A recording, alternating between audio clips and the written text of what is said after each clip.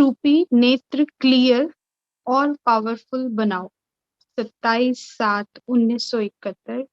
बाबा आज कैसे अपने आप को क्लियर रखना है, कैसे क्लैरिटी लानी है, कैसे पावरफुल बनेंगे, और उसका आधार क्या है? नॉलेजफुल बनना। तो बाबा आज हमें हर बात को कैसे क्लियर करना है, उसके भिन्न भिन्न बाबा एग्जाम्पल्स देकर कैसे खुद की चेकिंग करनी है, निरंतर ऑडिट करते रहना है। बाबा ने सीआईडी का एग्जाम्पल दिया है आज, कि जैसे सीआईडी वाले चेकिंग करते हैं और छोटे से निशान से भी बड़े से बड़ा रहस्य उद्घाटित कर लेते हैं, है ना। सब कुछ उन्हें पता चल जाता है, भांप लेते हैं क्या हुआ था, क्या होने वाला है। तो बाबा कहते हैं कि ऐसे ही इतनी क्लैरिटी हमारे अंदर आ जाए।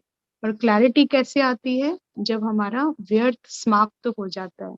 तो बुद्धि रूपी नेत्र क्लियर बाबा बता रहे हैं कि कैसे बनाना है और पावरफुल बनना है। आज बाबा ने कहा, भट्टी की पढ़ाई का पेपर लिखित में दिया, क्योंकि मेडिटेशंस भट्टी चलती है माउंट आबू में। बाबा आए और बाबा ने कहा कि उस पढ़ाई का पेपर बच्चों ने लिखित में दिया जिन्होंने भट्टी की। फिर कल कौन सा पेपर शुरू होगा? जब समाप्ति हो जाती है भट्टी की, तो राइटिंग में बाबा को हर बात लिखी जाती है। फिर बाबा कहते हैं कि यह जानते हो कि कल कौन सा पेपर आने वाला है? अभी तो थ्योरी पढ़ी है, लेकिन थ्योरी के बाद प्रैक्टिकल में उतरना होता है। तो जब प्रैक्टिकल में जाएंगे अपनी वही जीवन शैली में, तो जो भट्टी में हमने सीखा, अभ्यास किया, अध्ययन किया, तो बाबा कहते हैं कि फिर वो प्रैक्टिकल उसका एग्जाम आएगा। प्रैक्टिकल पेपर में कौन से क्वेश्चन आने वाले हैं, उन्हों को जानते हो? किस किस प्रकार के क्वेश्चंस आएंगे?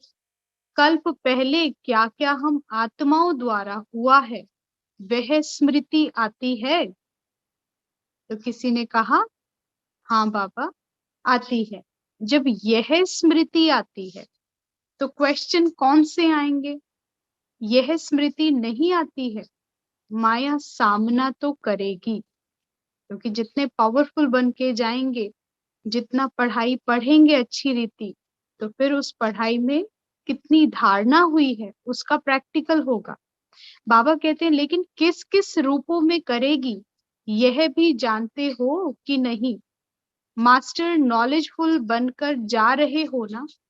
मास्टर नॉलेजफुल को तो इन एडवांस सभी मालूम पड़ ही जाता है।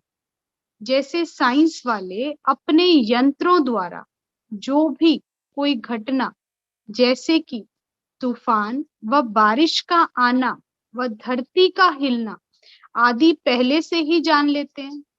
तो बाबा कहते हैं, तो क्या आप सभी भी मास्टर नॉलेजफुल बनने से इन एडवांस अपनी बुद्धि बल द्वारा नहीं जान सकते हो?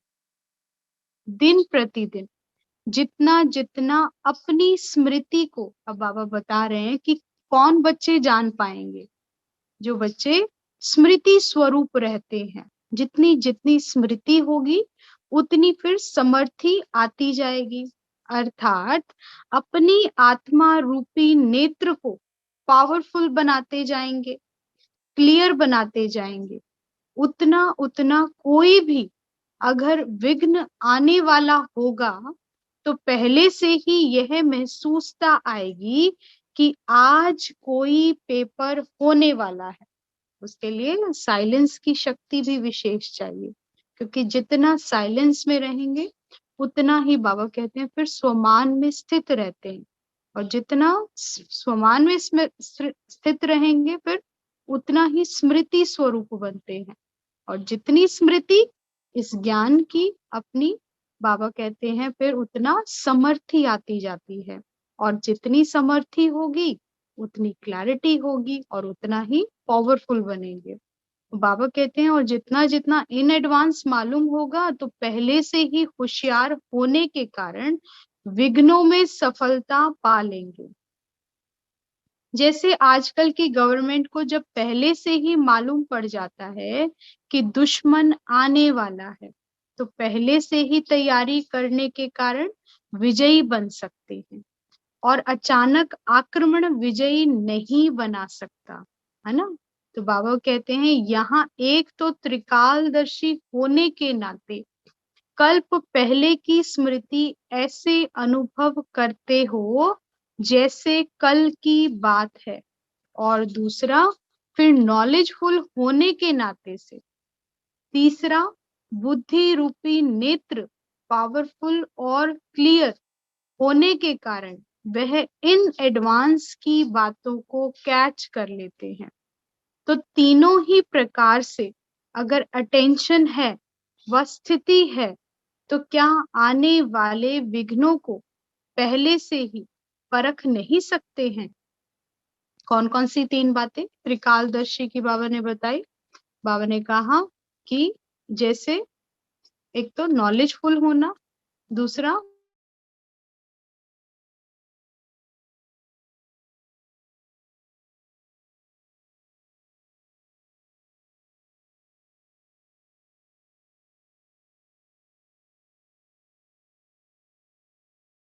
टेंशन है, स्थिति है, तो क्या विघ्नों को पहले से ही परख नहीं सकते हो। और जैसे जैसे इन एडवांस में परख व पहचान होती जाएगी तो कभी भी हार नहीं होगी।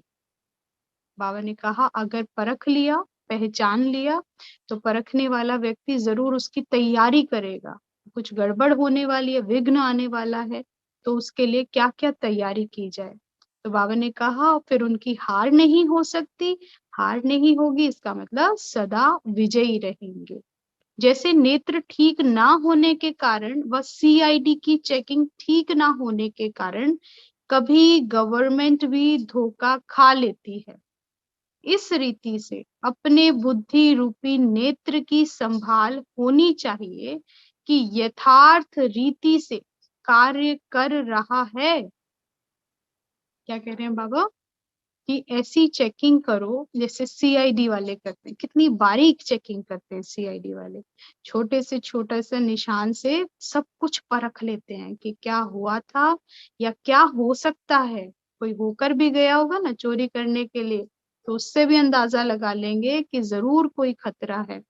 तो बाबा कहते हैं सीआईडी का और क्या अर्थ है, चेकिंग ही सीआईडी है। चेकिंग रूपी सीआईडी होशियार है तो कभी भी दुश्मन से हार नहीं खा सकते। इसलिए अब भी प्रयत्न करो कि पहले से ही मालूम रहे। जैसे बारिश होने वाली होती है, प्रकृति पहले से ही सावधानी जरूर देती है। बादल आ जाते हैं, बादल आते हैं तो इशारा होता है। तो बाबा ने कहा जैसे बारिश होने वाली होती है तो पहले से ही प्रकृति इशारा दे देती है। तो बाबा कहते हैं ऐसे ही अगर नॉलेजफुल हो तो प्रकृति के विघ्न से वह बच सकता है। अगर नॉलेजफुल नहीं तो प्रकृति की जो भिन्न भिन्न छोटी छोटी चीजें दुख के व बीमारी के निमित्त बनती है फिर उनके अधीन बन जाते हैं।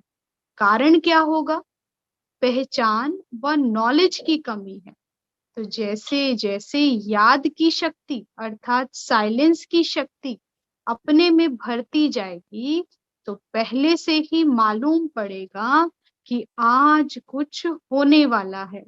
और दिन प्रतिदिन तो जो अनन्य महारथी अटेंशन और चेकिंग में रहते हैं, जो महारथी बच्चे हैं, अनन्य बच्चे हैं, बाबा कहते हैं वो अटेंशन और चेकिंग में रहते हैं, वह यह अनुभव करते जा रहे हैं। बुखार भी आने वाला होता है तो पहले से ही उसकी निशानियां दिखाई पड़ती है ना। थका थका लगेगा, बदन में दर्द होने लगेगा, तो बाबा कहते हैं इससे पहले से ही पता चलने लगता है। तो फिर जो पारखी होते हैं, समझदार होते हैं, वो इलाज शुरू में ही कर लेते हैं, उसे बढ़ने नहीं देते हैं। तो बाबा कहते हैं तो इसमें भी अगर नॉलेजफुल हैं तो जो पेपर आने वाला है उसकी कोई निशानियां जरूर होती हैं, लेकिन परखने की शक्ति पावरफुल हो तो कभी हार नहीं हो सकती है। ज्योतिषी भी अपने ज्योतिष की नॉलेज से, ग्रहों की नॉलेज से आने वाली आपदाओं को जानते हैं। आपकी नॉलेज के आगे तो वह नॉलेज कुछ भी नहीं है। आपकी नॉलेज कैसी है? बेहद की नॉलेज है, बेहद का ज्ञान प्राप्त हो रहा है, आदि मध्य अंत का ज्ञान प्राप्त हो रहा है। और हमें पता भी है कि हर क्षण जो घटनाएं घट रही हैं या कल हमने जो किया है, चाहे कोई विकर्म हुआ है, चाहे कुछ पुण्य हुआ है, तो जरूर उसकी प्राप्ति तो होगी ना कुछ तो मिलेगा, कल उसका पेपर भी आएगा। तो बाबा कहते हैं कि फिर उनको अनुभव होता है, पता लग जाएगा, इन एडवांस पता चल जाएगा। तो बाबा कहते हैं ज्योतिषियों से भी पावरफुल कौन है? आप बच्चे हैं। तो बाबा कहते हैं अपनी नॉलेज की पावर से, तो क्या इतनी श्रेष्ठ श्रेष्ठ नॉलेज से मास्टर नॉलेजफुल यह नहीं जान सकते? क्या नहीं जान सकते? जो तो जब तुच्छ नॉलेज वाले एडवांस को जान सकते हैं, बाबा ने आज ज्योतिष वाली नॉलेज को क्या कह दिया? तुच्छ नॉलेज, छोटी सी बात है। तो बाबा कहते हैं जब वो इन एडवांस जान सकते हैं, या साइंस की घटनाएं जो भी होने वाली है, चाहे बारिश का है, चाहे अर्थक्वेक का है, तो छोटी सी छोटी बातों को भाप लेते हैं। तो आप बच्चे जो श्रेष्ठ से श्रेष्ठ हैं और श्रेष्ठ नॉलेज को प्राप्त करने वाले हैं, जो मास्टर नॉलेजफुल बन गए हैं, क्या वो यह नहीं जान सकते कि कल क्या होने वाला है? तो बाबा कहते हैं नहीं जान सकते हैं, तो इसका कारण यह है कि बुद्धि रूपी नेत्र अभी क्लियर नहीं है। और क्लियर ना होने का कारण क्या है? केयरफुल नहीं है। अगर क्लैरिटी नहीं है, आपका थर्ड आई, आपका बुद्धि रूपी नेत्र क्लियर नहीं है, साफ नहीं है, धुंधला है, इसका मतलब क्या है? उसके ऊपर डस्ट जमी है, उसके ऊपर वेस्ट आ गया है। जब तक उस वेस्ट को क्लियर नहीं करेंगे, तो बाबा कहते हैं, और वो वेस्ट भी जो हटाना है, वो डस्ट भी हटानी है, उसका मतलब क्या है? कि केयरफुल नहीं है, अटेंशन नहीं है। ऐसे कैसे कोई भी गंदगी आकर बैठ गई? तो बाबा कहते तो केयरफुल ना होने के कारण नॉलेजफुल नहीं है, और इसीलिए ज्ञान की कमी है। इसलिए बाबा आधार बता रहे हैं, मुरली ज्ञान कितना इम्पोर्टेंट है। कल भी बाबा के साकार महावाक्य थे कि इस मुरली से ही सर्व प्राप्तियां हैं, सब कुछ पा सकते हो। तो योग किससे लगेगा? जो मुरली, जो ज्ञान का मनन चिंतन करेगा, वो योगी होगा। और उसी से आगे सर्व प्राप्तियां हैं। नींव क्या है? ज्ञान है। तो बाबा कहते हैं नॉलेजफुल ना होने के कारण फिर पावरफुल भी नहीं होते। चलो बच्चे कहते हैं कि हम जान जाते हैं कि कुछ होने वाला है, ये अनुभव होता है, भासना आती है, लेकिन फिर भी उसके लिए कदम नहीं उठाते हैं। कहीं ना कहीं संशय रहता है कि जो महसूस हो रहा है, क्या वाकई में होने वाला है कि नहीं होने वाला है? क्योंकि केयरफुल नहीं है, पावरफुल नहीं है। और बाबा कहते हैं उसका कारण क्या है?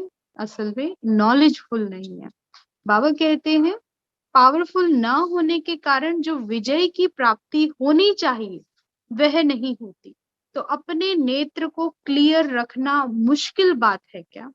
इस बारी जो भट्टी में आए हैं, वह मधुबन से अर्थात वरदान भूमि से क्या वरदान ले जाएंगे? एक तो अपने बुद्धि रूपी नेत्र को क्लियर रखना है और केयरफुल रखना है। क्लियर किस चीज से रखेंगे?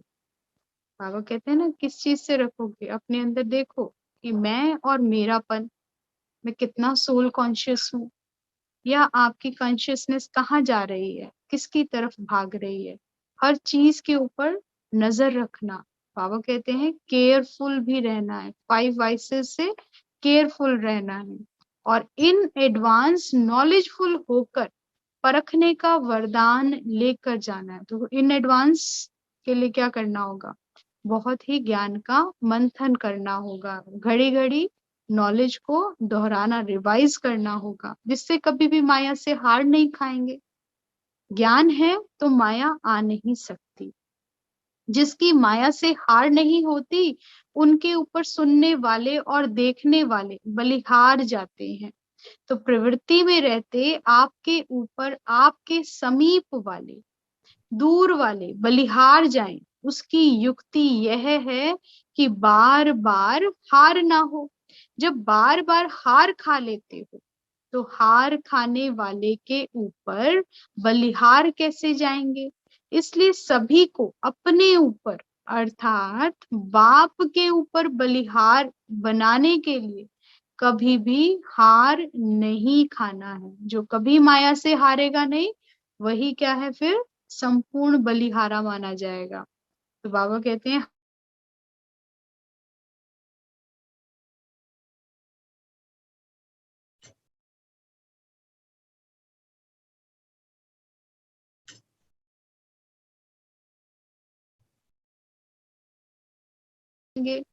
तो बाबा कहते हैं कि हार पहनने के योग्य बनना है, ना कि हार खानी है। यह है प्रवृत्ति मार्ग में रहने वाले पांडवों के लिए विशेष रूप की शिक्षा। क्या है कि कभी भी हार नहीं खानी है, हार पहनने योग्य बनना है। प्रवृत्ति वाले हैं, यह नाम बदल गया ना, अभी अपनी प्रवृत्ति को अधर कुमार कहेंगे।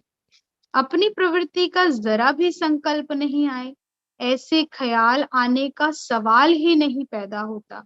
सवाल तो पैदा होता है लेकिन ख्याल पैदा ना हो, ऐसा कहो।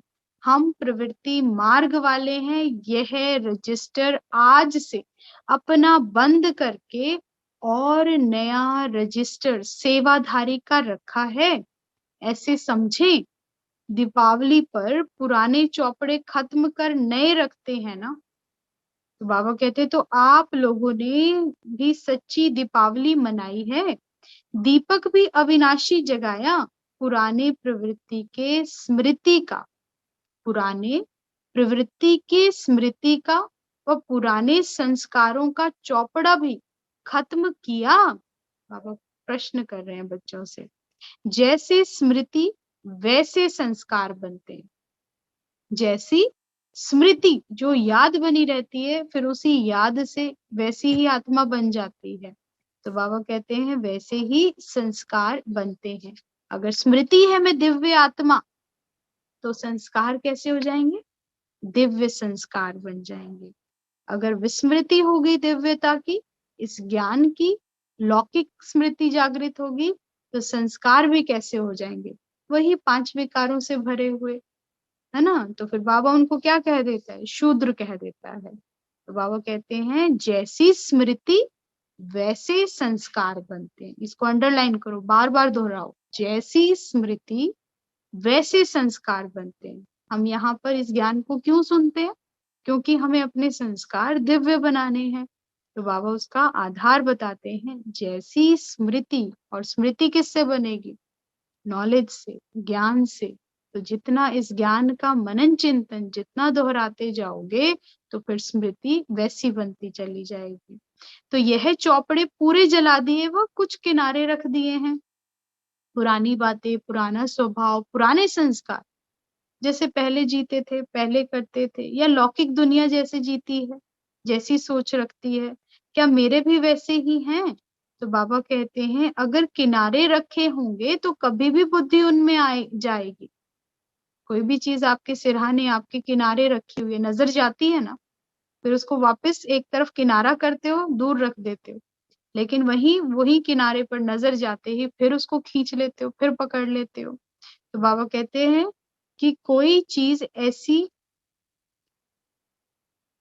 जलाकर खत्म किया, वह कभी कभी देखने की उसमें से दिल होती है। कोई चीज ऐसी होती है जिससे डर लगता है, तो उसको किनारे रखने की बजाय भस्म किया जाता है। झूठी चौपड़ी बनाने वाले गवर्नमेंट से डरते हैं, इसलिए वह कागज जलाकर भस्म कर देते हैं, तो किसको निशानी भी ना मिले। इस रीति पुरानी स्मृति का चौपड़ा व रजिस्टर बिल्कुल जलाकर खत्म करके जाना। एक होता है किनारे करना, दूसरा होता है बिल्कुल जला देना। रावण को सिर्फ मारते नहीं, लेकिन साथ साथ जलाते भी हैं। तो इनको भी सिर्फ अगर किनारे रखा तो वह भी निशानी रह जाएगी। पुराने रजिस्टर की छोटी सी टुकड़ी से भी पकड़े पकड़े जाएंगे। माया बड़ी तेज है, उनकी कैचिंग पावर कोई कम नहीं है। जैसे गवर्नमेंट ऑफिसर्स को जरा भी कुछ प्राप्त होता है तो उसी पर वह पकड़ लेते हैं। जरा निशानी भी किनारे कर दी तो माया किस न किस रीति से पकड़ लेगी। थोड़ा भी अंश रह गया माया का तो बाबा कहते हैं खींच लेगी तुम्हें। तो इसलिए जलाकर ही आना। माया माना मेरी कमी कमजोरी। तो कमी कमजोरियों को चेक करो और बाबा कहते हैं उनको पूरा जला दो। वो फिर रहनी नहीं चाहिए, उसकी निशानी भी नहीं होनी चाहिए। कई क्या है खत्म तो कर देते हैं लेकिन फिर क्या है कोई ना कोई निशानी रह जाती है। अगर वो निशानी रहेगी तो स्मृति जागृत हो जाएगी, बुद्धि उस तरफ चली जाएगी कि ऐसे था, वो स्मृतियां आनी शुरू हो जाएंगी पुराने की। क्योंकि सब कैसा खेल है इस सबकॉन्शियस का, मर्ज और इमर्ज का है। जितना हम इस ज्ञान से स्मृति को बनाते जाते हैं, दिव्य स्मृति बनाते हैं, तो जो सतयुग का हमारे संस्कार थे, सतयुग की बातें थी, वो इमर्ज होने लगती है, हमारी दिव्यता धीरे धीरे प्रकट होने लगती है। तो ऐसे ही जो अब का है, कलयुग का, द्वापर का है, वो मर्ज होने लगता है, नीचे बैठने लगता है। लेकिन जैसे ही फिर से लौकिक दुनिया की तरफ जाएंगे, फिर से पुरानी बातें, पुराने स्वभाव, पुराने संस्कार, या वो उन बातों की स्मृतियां भी रखी हैं, आप अपनी पुरानी एल्बम्स भी उठा के देखेंगे ना, तो वो एक निशानी का काम करेगा। फिर उससे क्या है, अगर आप एक भी चित्र देख लेते हैं अपने पास्ट लाइफ का, तो उस चित्र से स्मृति जागृत हो जाएगी। तो जो प्रेजेंट का ज्ञान पढ़ा सुना है या जो स्वमान भरा है, वो स्वमान सब गायब हो जाएगा। तो बाबा कहते हैं जैसे सीआईडी वाले होते हैं ना, एक चीज से सब कर लेते हैं, ऐसे ही आपकी भी सारी निशानियों को जला देना कि पुराना कुछ मेरे सम्मुख ना रहे। मैं नई दुनिया की ओर जा रहा हूँ, मेरा मुख स्वर्ग की ओर है, मैं सत्युग की आत्मा हूँ। मेरे संस्कार कौन से हैं, मेरी बातें कौन सी हैं। तो बाबा कहते हैं, आज बाबा स्मृति दिला रहे हैं कि पुराना ना तो याद रखो और ना ही कोई निशानी रखो। तो बाबा कहते हैं जरा निशानी भी किनारे कर दी तो माया किस रीति से पकड़ लेगी, इसको जलाकर ही जाना है। सुनाया था ना कि कुमारों में जेब खर्च का संस्कार होता है, वैसे प्रवृत्ति मार्ग वालों में भी विशेष संस्कार होता है। कुछ ना कुछ आयवल के लिए किनारे रखना, चाहे कितना भी लखपति क्यों ना हो, कितना भी स्नेही क्यों ना हो, लेकिन फिर भी यह संस्कार होते हैं। अब यह संस्कार यहाँ भी पुरुषार्थ में विघ्न रूप होते हैं। कई समझते हैं कि अगर थोड़ा बहुत रौब के संस्कार अपने में ना रखें तो प्रवृत्ति कैसे चलेगी। रौब के संस्कार रख लेते हैं ना, फिर कहते हैं कि झूठा क्रोध करते हैं। लेकिन बाबा तो हमारे कंप्लीट रूहानियत लाना चाहते हैं, कंप्लीट रहम दिली। तो बाबा कहते हैं रौब नहीं रखना है, जरा भी संस्कार रखे प्रवृत्ति चलाने के लिए तो वो रौब पूरा का पूरा क्रोध खींच लाएगा। जो अब तक किया है वो स्मृति जागृत हो जाएगी। लेकिन अगर रौब भी नहीं रखा, रुहाब और रूहानियत रहमदिली साथ में रखी, तो दिव्यता के संस्कार ही मर्ज होंगे। बाबा कहते हैं वह थोड़ा बहुत अगर लोभ के संस्कार भिन्न रूप में ना होंगे तो कमाई कैसे कर सकेंगे। वह अहंकार का रूप ना होगा तो लोगों के सामने पर्सनालिटी कैसे देखने में आएगी। ऐसे ऐसे कार्य के लिए अर्थात आई वेल के लिए थोड़ा बहुत पुराने संस्कारों का खजाना जो है उनको छिपा कर रखते हैं। यह संस्कार ही धोखा देते हैं, यह कोई पर्सनैलिटी नहीं, वह इस पुराने संस्कारों का रूप प्रवृत्ति को पालन करने का साधन नहीं है। पुराने संस्कारों का लोभ रॉयल रूप में होता है, लेकिन है लोभ का अंश। पुराने संस्कारों का लोभ रॉयल रूप में होता है, लेकिन है लोभ का अंश। तो ये बहुत चेकिंग करनी है कि अब हमारे अंदर ये माया, ये विकार कहीं रॉयल रूप में तो नहीं बैठे हैं। बाकी सारी चीजें छोड़ दी, लेकिन अभी इन साधनों का भी लोभ हो जाता है।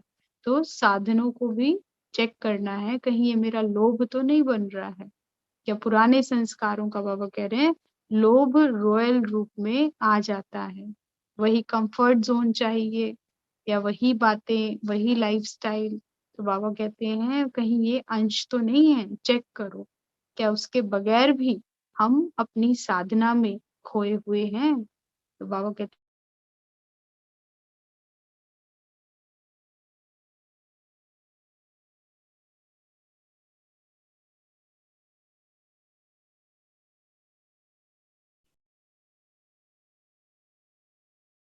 हैं। और कौन सी स्मृतियां जागृत हो रही हैं?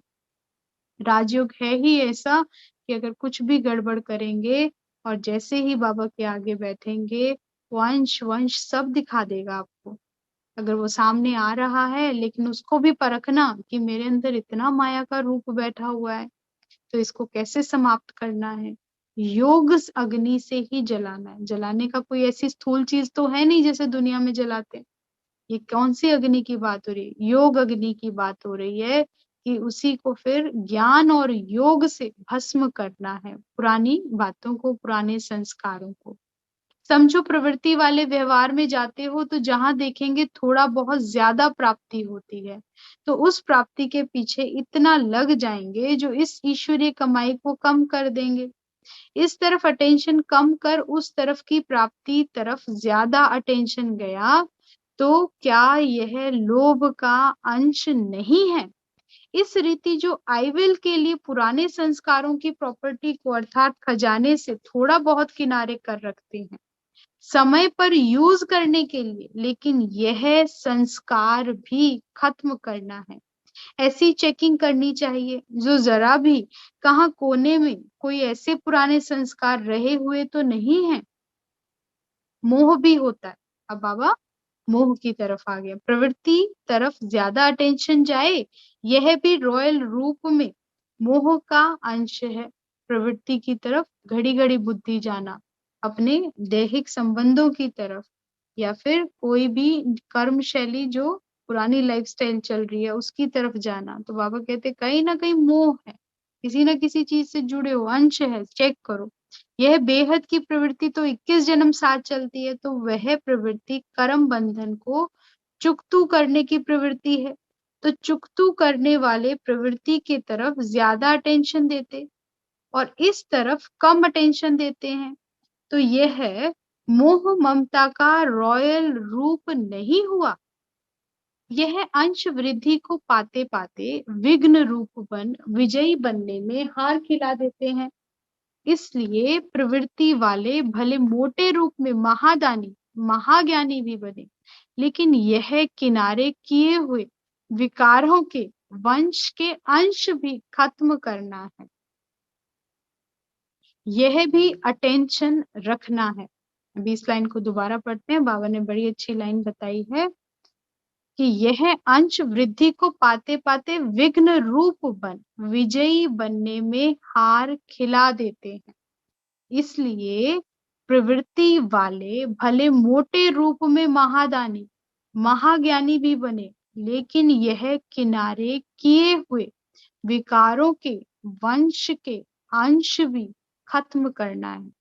महाज्ञानी और महादानी बनना है ना। बाबा महादान किसको कह रहा है कि जो भी अंश वंश भी बचा हुआ है ना, अपना सर्वस्व जो है दान कर दो। बाबा विकारों का दान ही तो मांगते हैं। और बाबा कहते हैं कैसे होगा? महाज्ञान से। बार बार मुरली, अव्यक्त वाणी, साकार वाणी बार बार रिवाइज करना। जितना ज्ञान को पढ़ेंगे वो आपकी स्मृति बनती चली जाएगी, और जैसी स्मृति होगी वही आप कैच करोगे, वही आपके अंदर आएंगे।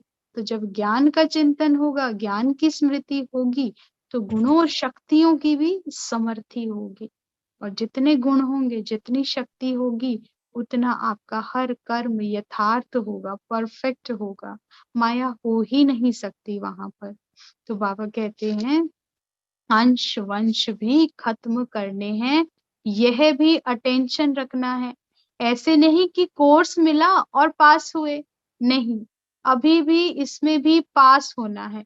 बिल्कुल जरा भी किसी भी कोने में पुराने खजाने की निशानी ना हो।